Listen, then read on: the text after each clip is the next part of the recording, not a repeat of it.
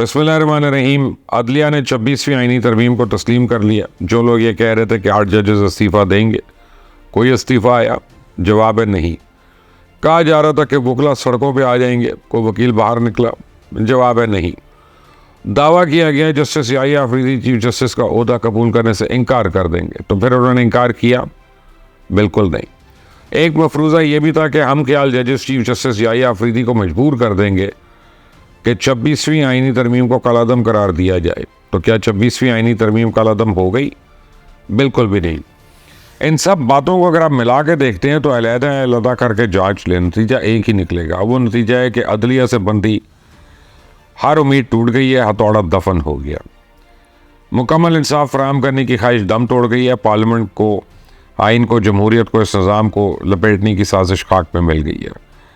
अब निज़ाम अगर कहीं से ये इसको कोई ख़तरा हो सकता है तो फिर वो अंदर से होगा, बाहर से नहीं होगा।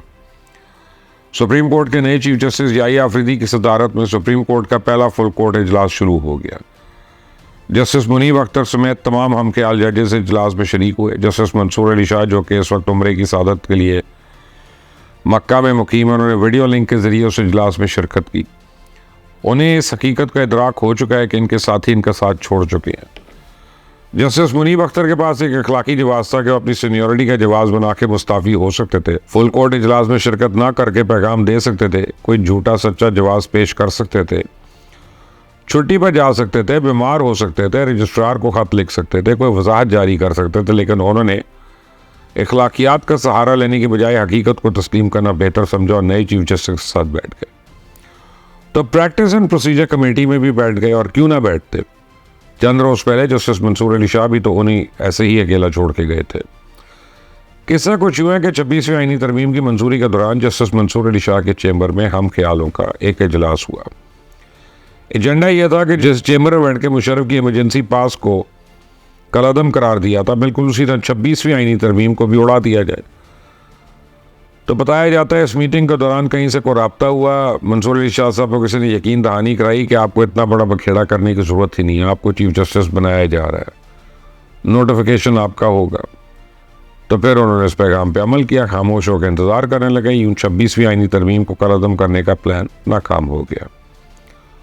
तो अब उनके पास किस तरह कोई ऑप्शन नहीं है कि वो कुछ ना करें। वो जानते हैं उनके हम ख्याल साथी अब उन पर एतमाद नहीं करेंगे। फुल कोर्ट इजलास में शिरकत की दावत कबूल करके उनके साथी जजेस ने तो अपना फैसला सुना दिया था, लिहाजा चारों नाचार उनको भी मुज़ाहमत तरक करना पड़ी। मक्का से वीडियो लिंक के ज़रिए फुल कोर्ट इजलास में शिरकत की जस्टिस मंसूर अली शाह ने अपने जूनियर दोस्त जस्टिस याहिया अफरीदी को बतौर चीफ जस्टिस कबूल किया, उनकी क़यादत को तस्लीम किया। जस्टिस याहिया अफरीदी ने तो एक कदम आगे बढ़ के इनका खैर मकदम किया। ज़ेर इल्तवाम और मुकदमात को निपटाने के लिए उन्होंने जस्टिस मंसूर अली शाह की तजावीज़ की तारीफ़ की और उन पर अमल दरामद भी शुरू कर दिया। सुप्रीम कोर्ट में जो तकसीम नज़र आ रही थी, जजेस के दरमियान जो तनाव दिखाई देता था, टकराव की जो कैफियत महसूस की जा रही थी, वक्ती तौर पर ही सही, लेकिन अब वो ख़त्म हो गई है। लेकिन मेरी चुड़ैल फुल कोर्ट इजलास की तहलका खेज अंदरूनी कहानी बाहर ले आई है। इसने मुझे बताया कि 2 एडहॉक जजेस जस्टिस मज़हर आलम मियां और जस्टिस तारिक मसूद को इस इजलास पर नहीं बिठाया गया। ये एकदम इंतहाई हैरान कुन है। इस फुल कोर्ट इजलास का एजेंडा इन दोनों एडहॉक जजेस साहिबान के साथ शेयर किया गया था। फुल कोर्ट के वक्त ये दोनों मुअज़्ज़ज़ जज साहिबान सुप्रीम कोर्ट के अंदर मौजूद थे, लेकिन उसके बावजूद उनको शायद इजलास में नहीं बुलाया गया। ऐसा क्यों हुआ?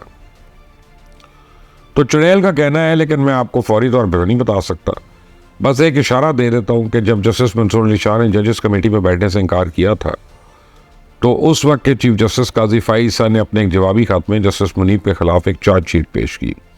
उस खत में उन्होंने जस्टिस मुनीब की जानिब से एडहॉक जजेस के साथ नारवा सलूक की निशानदेही भी की। चीफ जस्टिस याहिया अफरीदी के ज़ेर सदारत पहले फुल कोर्ट इजलास में 2 एडहॉक जजेस को ना बिठाकर शायद किसी की अना को तस्कीन पहुँचाने की कोशिश की गई। पिंकी पीरनी की रिहाई की वजह से डील का जो शोर उठा था, उससे अडियाला जेल के कैदी की अना भी शदीद ठेस पहुँच गई।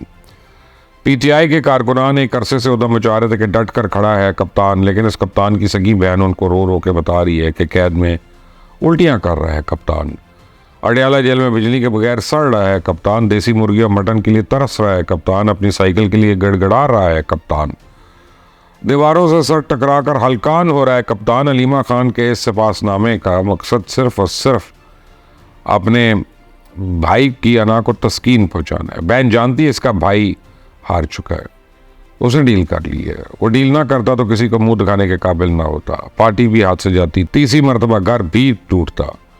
तो इसीलिए इस पीटीआई को यकीन दिलाना पड़ा कि उनके लीडर ने डील नहीं की है। लेकिन कहते हैं ना, झूठ के पाँव नहीं होते।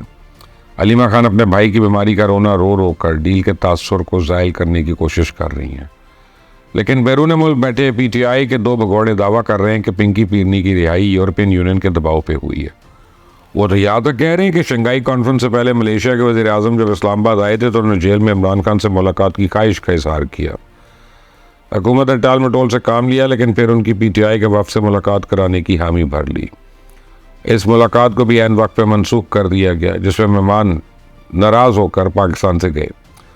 तो अमेरिका और बरतानिया पहले ही पाकिस्तान से नाराज़ है। अब हुकूमत यूरोपियन यूनियन को भी नाराज़ नहीं करना चाहती थी, इसलिए इनके इस मुतालबे पर पिंकी पीरनी को रिहा कर दिया गया। बहुत जल्द इमरान खान भी जेल से बाहर होंगे। तब आप खुद फैसला कर लें कि इन झूठों में से किसकी बात पे एतमाद किया जाए, अलीमा खान पे या बैरून मुल्क बैठे लिफाफों पर।